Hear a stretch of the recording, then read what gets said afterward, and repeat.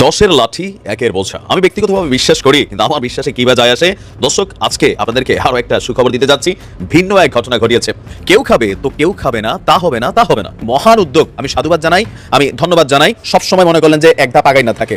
গত 2 দিনে ঘটে যাওয়া খুব গুরুত্বপূর্ণ 3টি বিষয়ে ছোট ছোট করে একটু আলোকপাত করব এবং এটি আলোচনার কেন্দ্রবিন্দুতে আমাদের রাখতে হবে। চাইলাম কি আর হইল কি? ইতিহাস তো ডক্টর ইউনুস ঘটাইছে, আপনাদের মনের আশা পূর্ণ করে দিছে। মাশাআল্লাহ, ডক্টর ইউনুস সকলের মনের আশা পূর্ণ করে দিল। কি করতে দেখেন, ছোট্ট একটা কথা দিয়া জবাব দিয়া দিছে। টাইম লাগে নাই, টাইম গেলে তো কোত কইমা যায়, রাত কইমা যায়। সঙ্গে সঙ্গে যেটা জবাব দিছে, আর কেউ জালিম হইতে পারবে না, চুলুমবাজ হইতে পারবে না, সেই সুযোগ রাখা হবে না। এসালাম গ্রুপের যে 1000 কোটি টাকার প্রজেক্ট দিল্লিতে হাসিনাকে দিয়েছে বা দেওয়ার প্রতিশ্রুতি দিয়েছে, সেই প্রজেক্টের কাজ শুরু হয়ে গেছে। মুহূর্তের মধ্যেই সেই প্রজেক্ট তছনছ হয়ে গেল। এই বিজয় মব জনতার বিজয়। দর্শক, আপনারা জানেন যে লতিফ সিদ্দিকী সহ কিছু কুলাঙ্গারকে গ্রেফতার করা হয়েছে। এই মব বিপ্লব, এই মবই আমাদের সম্পদ, এই মবই দেশ বাঁচিয়েছে, এই মব আমাদেরকে আয়নাঘর থেকে রক্ষা করেছে। ৭১-এর চেতনাবাজদের জন্য একটি দুঃসংবাদ। ৭১-এর চেতনাবাজদেরকে আজকে গ্রেফতার করেছে প্রেস ক্লাব থেকে। বর্তমানে আছে তারা ডিবি অফিসে। লতিফ সিদ্দিকী সহ গ্রেফতার হয়েছে বেশ কয়েকজন। আমলাতন্ত্রের পুরো বাটপারি আর বিটলামি, জাতীয় মহিলা সংস্থার ইডি, এই প্রকল্পের পিডি, বিপিডি, সচিব, যে পুরো সিন্ডিকেট আছে। এবং বাই দ্য ওয়ে, এই আমলাদেরকে বলে দিতেছি, রিটায়ারমেন্টের পরেও আপনাদেরকে ছাড়া হবে না। কিন্তু বাংলাদেশে রিফর্মের যে আলোচনা চলছে, আগামী গণ অভ্যুত্থান হবে এই আমলাতন্ত্রের বিপক্ষে, সামরিক এবং বেসামরিক। নতুন একটা নিউজে আপনাকে স্বাগতম। প্রিয় দর্শক, বাংলাদেশের রাজনৈতিক প্রেক্ষাপট ও সার্বিক পরিস্থিতির কিছু ভিডিও নিয়ে আপনাদের সামনে হাজির হয়েছি, যার কিছু অংশবিশেষ আপনারা ইতিমধ্যেই দেখে ফেলেছেন এবং এই অংশবিশেষ দেখার মাধ্যমে আপনারা বুঝতে পেরে গেছেন যে আজকের ভিডিওটা কতটা গুরুত্বপূর্ণ হতে যাচ্ছে। তাই প্রিয় দর্শক, সম্পূর্ণ ভিডিওটি না টেনে দেখলে আপনারা ভিডিওর মূল বিষয়টি বুঝতে পারবেন। আমি আর বেশি কথা বাড়াবো না, তবে যারা চ্যানেলটিতে নতুন তারা সাবস্ক্রাইব করে পাশে থাকা বেল আইকনটি বাজিয়ে দিবেন, আর যারা ইতিমধ্যেই সাবস্ক্রাইব করে রেখেছেন তাদেরকে অসংখ্য ধন্যবাদ। তো চলুন একটি লাইক দিয়ে ধারাবাহিকভাবে সম্পূর্ণ ভিডিওর বিস্তারিত আলোচনা দেখে আসি। বাংলাদেশের রাজনীতিতে অস্থিতিশীলতা সৃষ্টি করার জন্য এসালাম গ্রুপের যে 1000 কোটি টাকার প্রজেক্ট দিল্লিতে হাসিনাকে দিয়েছে বা দেওয়ার প্রতিশ্রুতি দিয়েছে, সেই প্রজেক্টের কাজ শুরু হয়ে গেছে। মুহূর্তের মধ্যেই সেই প্রজেক্ট তছনছ হয়ে গেল। দর্শক, এই বিজয় মব জনতার বিজয়। দর্শক, আপনারা জানেন যে লতিফ সিদ্দিকী সহ কিছু কুলাঙ্গারকে গ্রেফতার করা হয়েছে।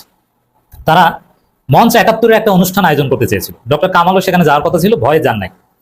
কিন্তু আগেই জনগণ, বিপ্লবী জনতা এটাকে জয় বাংলা করে দিয়েছে। এটা কি? এটা বিরাট ভয়ানক প্রজেক্ট। বাংলাদেশের রাজনীতিতে ওই যে মির্জা ফখরুল যেটা বলেছিলেন যে ২৫০০ কোটি টাকার প্রজেক্ট, ওই ২৫০০ কোটি টাকার প্রজেক্টের কার্যক্রমের একটা অংশ হচ্ছে এটাই। মঞ্চ ৭১-এর পেছনে কত কোটি টাকা খরচ করেছে কে জানে। এই মঞ্চ ৭১, অমুক তমুক, এগুলোর মাধ্যমে তারা প্রথমে সব সেমিনার করবে, একটু সুশীল ভদ্র, এদেরকে আস্তে আস্তে আস্তে আস্তে আওয়ামী লীগ বাংলাদেশে প্রতিষ্ঠিত হবে, ফিরে আসবে। তো মঞ্চ ৭১-এর আজকের যে অনুষ্ঠান এবং সেখানে জনতার মব, এই মব বিপ্লব, এই মবই আমাদের সম্পদ, এই মবই দেশ বাঁচিয়েছে, এই মব আমাদেরকে আয়নাঘর থেকে রক্ষা করেছে, এই মব আমাদেরকে হাসিনার জুলুম থেকে রক্ষা করেছে, এই মব বাংলাদেশে একটা বিপ্লব ঘটিয়েছে, ফেসিবাদের পতন ঘটিয়েছে। সেই মব আবার পুলিশ আইন শৃঙ্খলা রক্ষাকারী বাহিনী কিন্তু পারে নাই, তবে হ্যাঁ, তারা কোঅপারেট করেছে, ইটস গুড। এই মব কিন্তু পেরেছে। আমাদের তরুণ প্রজন্ম, আমাদের বিপ্লবী সহযোদ্ধারা সরাসরি মঞ্চ ৭১ অনুষ্ঠানে গিয়ে স্লোগান দিয়েছে, ঘেরাও দিয়েছে, গায়ে হাত দেয়নি। হ্যাঁ, আমরা সবসময় মবকে সমর্থন করি, কিন্তু কাউকে এমন ভাবে মারা সমর্থন করি না যাতে সে ইন্তেকাল করে। আপনি চড়থাপ্পড় দিতে পারেন বা তাকে পুলিশে ধরিয়ে দিতে পারেন। এই মবই হচ্ছে আসল দেশপ্রেমিক। এখানে যেটা করেছে, কাউকে কোনো চড়থাপ্পড় দিয়েছে, দেয়নি। কাউকে লাঞ্ছিত করেছে, করেনি। শান্তিপূর্ণ স্লোগান দিয়েছে। আজকে রিপোর্টার্স ইউনিটিতে এই লতিফ সিদ্দিকীদের সাথে যেটা হলো, এর চাইতে শান্তিপূর্ণ প্রতিবাদ হতে পারে না। এখানে কেউ কারো গায়ে হাত দেয়নি, একদম পিসফুল ডেমনস্ট্রেশন। এটা দেখলে আমার সেই ইউরোপ আমেরিকার ভদ্র কালচারের কথা মনে পড়ে।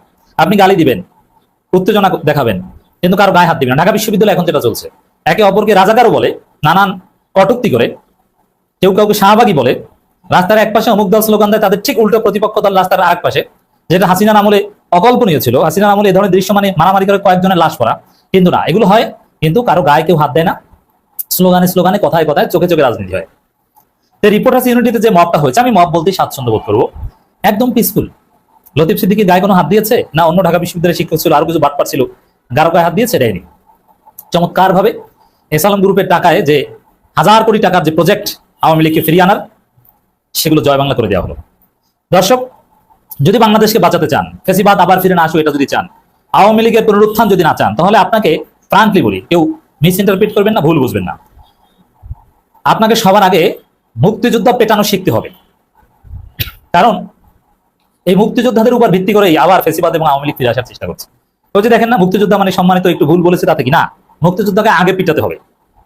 আমি মুক্তিযোদ্ধা বলতে প্রকৃত বীর মুক্তিযোদ্ধাদের বলছি না, তারা আমাদের মাথার তাজ, সম্মানের পাত্র, আমরা তাদের রেসপেক্ট করি।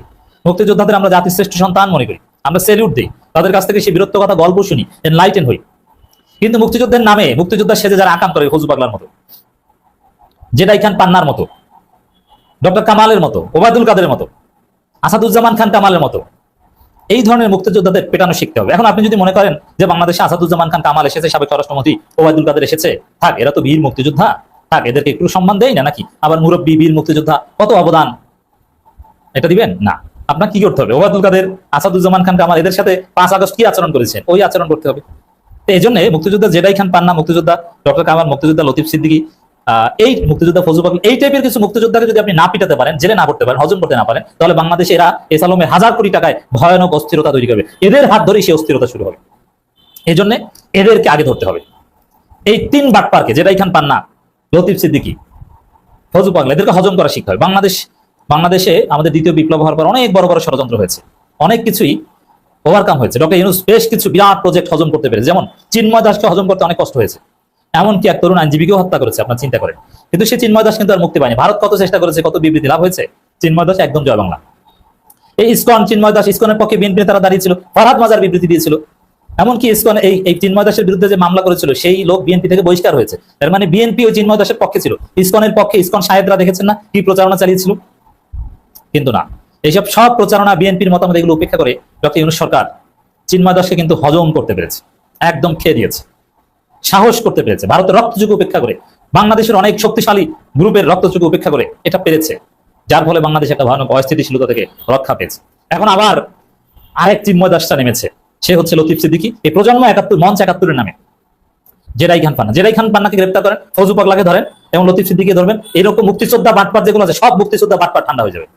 বাংলাদেশ হবে প্রকৃত মুক্তিযোদ্ধাদের দেশ। কাদের সিদ্দিকী কিংবা লতিফ সিদ্দিকী কিংবা আসাদুজ্জামান খান কামাল কিংবা ওবায়দুল কাদের কিংবা হাসিনা মার্কা মুক্তিযোদ্ধাদের জনগণ দুষবে না। আমলাতন্ত্রের পুরো বাটপারি আর বিটলামি, জাতীয় মহিলা সংস্থার ইডি, এই প্রকল্পের পিডি, ডিপিডি, সচিব, যে পুরো সিন্ডিকেট আছে। এবং বাই দ্য ওয়ে, এই আমলাদেরকে বলে দিতেছি, রিটায়ারমেন্টের পরেও আপনাদেরকে ছাড়া হবে না। কিন্তু বাংলাদেশে রিফর্মের যে আলোচনা চলছে, আগামী গণ অভ্যুত্থান হবে এই আমলাতন্ত্রের বিপক্ষে, সামরিক এবং বেসামরিক। আপনারা যারা এই চৌর্যবৃত্তি করেন, বিভিন্ন দল ক্ষমতায় আসলে পরে সেই দলের ব্যানারে ঢুকে রাষ্ট্রকে ডুবান, জনগণের বিপক্ষে দাঁড় করান, এগুলোর বিচার হবে। আপনাদেরও ডসিয়ার তৈরি হইতেছে। এই সচিব, পিডিডিপিতে যারা ছিল গত 18 সাল থেকে, যারা লুটপাট করছে, জুন জুলাইয়ের পর থেকে বেতন আটকায় রাখা, সেই সুদের টাকা খাওয়া, 6 মাস পরে বেতন দেওয়া, যারা আন্দোলন করতেছে তাদের 3 মাসের বেতন দেওয়া হয়নি এখনো। বলা হয়েছিল, মাননীয় উপদেষ্টা মহোদয় বলছেন তাকে বেতন দিবেন।